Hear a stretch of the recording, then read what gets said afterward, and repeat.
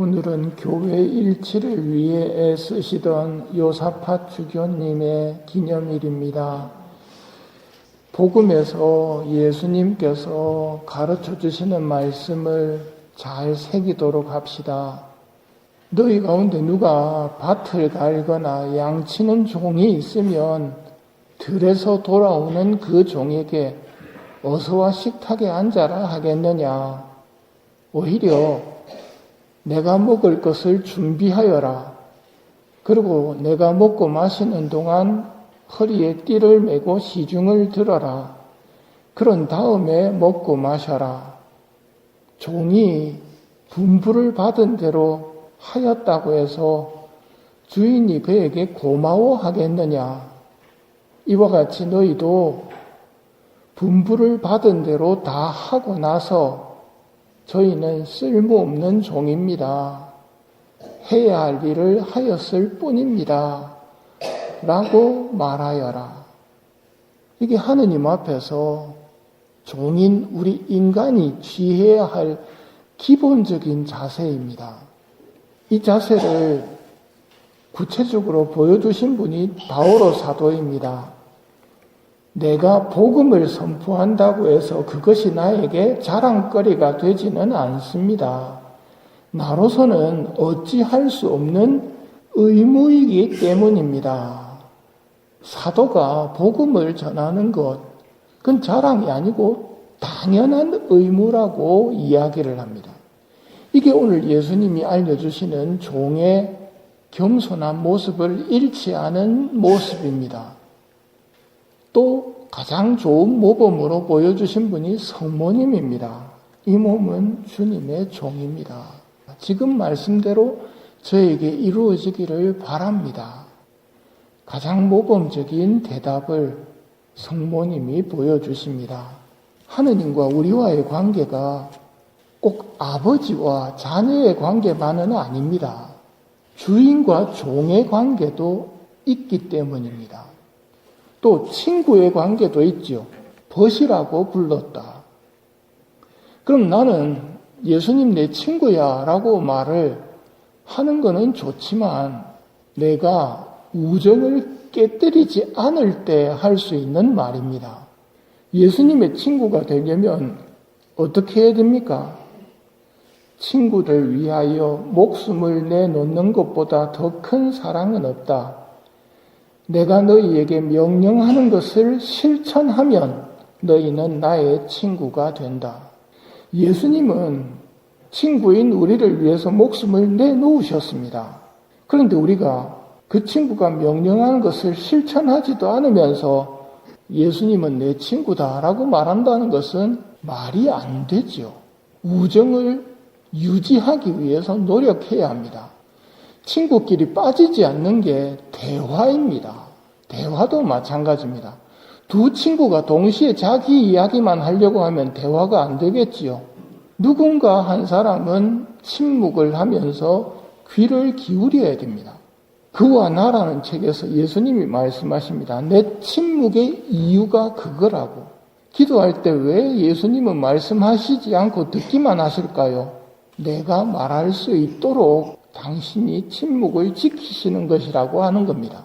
그런데 만일 듣고 계신 예수님께 내가 기계적인 기도만 하고 있다면 예수님이 날 놀리는 거냐 하고 반문하시지 않겠습니까? 예수님께 기도할 때 빈말로 기도하거나 기계적인 기도를 하면 정말 그건 예수님 놀리는 것밖에 안 됩니다. 그와 나라는 책은 가브리엘 보쉬라는 분의 영적 일기를 책으로 만들어낸 책 제목입니다. 이분이 길을 가다가 아버지와 어린 소녀가 걸어가는 걸 봅니다. 그리고 그 꼬마가 아빠한테 이런 말을 합니다. 아빠, 손 좀 잡아줘. 이 말을 딱 들었을 때 예수님이 말씀하십니다. 너도 자주 그렇게 말하여라. 예수님이 뭘 부러워하시는지, 무슨 말을 부러워하시는지, 아빠 손 좀 잡아줘. 이 말은 빈말이나 기계적인 말이 아니거든요.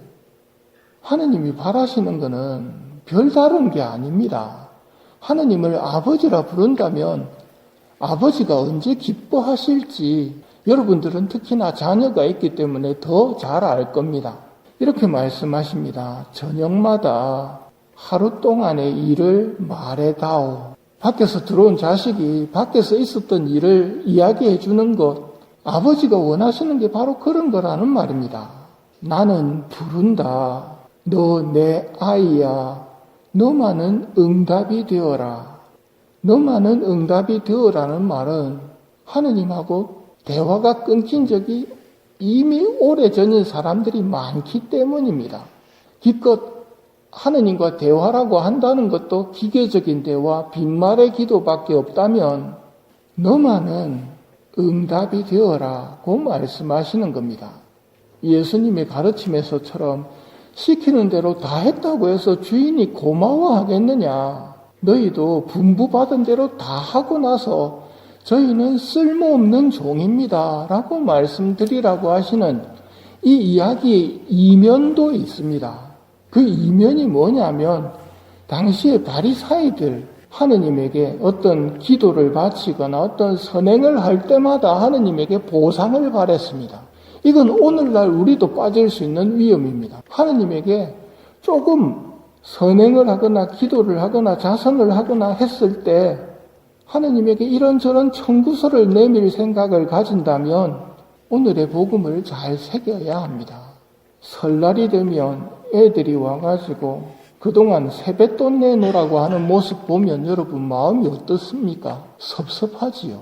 그동안에 받은 은혜는 전혀 모릅니다. 돈밖에 계산 안 하거든요. 하느님에게 이런 자식이 되면 안 됩니다. 이 몸은 주님의 종입니다. 분부받은 대로 다 하고 나서도 저희는 쓸모없는 종입니다. 해야 할 일을 하였을 뿐입니다. 라고 말씀드리는 것이 하느님에게 기쁨이 되기 때문입니다. 메주고리의 성모님 메시지 마지막은 항상 내 부름에 응답해 주어서 고맙다. 이게 메주고리의 성모님의 항상 마무리 말씀입니다. 하느님과 성모님은 참 좋은 주인님이십니다. 그분들에게 기쁨이 되는 것이 우리의 기쁨이어야 합니다. 그분들이 시키는 대로 다 하는 것이 우선 내가 해야 할 첫 번째 일입니다. 여러분, 하느님의 종입니까? 여러분에게 뭘 시켰습니까? 이것부터 해라고 주신 게 첫 번째 계명입니다. 첫 번째 계명이란 이것부터 하라는 겁니다. 마음을 다하고 목숨을 다하고 생각을 다하고 힘을 다해 하느님을 사랑하는 것. 근데 이 사랑이 잘 안 되는데 어떡합니까? 의지적인 사랑을 하고 그 다음으로 성령님께 부탁드려야 됩니다. 사랑에 불을 붙여주십시오. 이건 늘 해야 되는 기도이고 꼭 해야 하는 기도입니다. 하느님에 대한 사랑의 불이 타올라야 합니다. 성령께서 그 불을 붙여주시기 때문에 성령님께 부탁을 드려야 됩니다. 오늘날 잘못된 신앙으로 흐르는 이유 중에 하나가 불은 붙지 않았는데 내 안에 장작만 계속 밀어넣는 신앙을 잘못된 신앙이라고 합니다.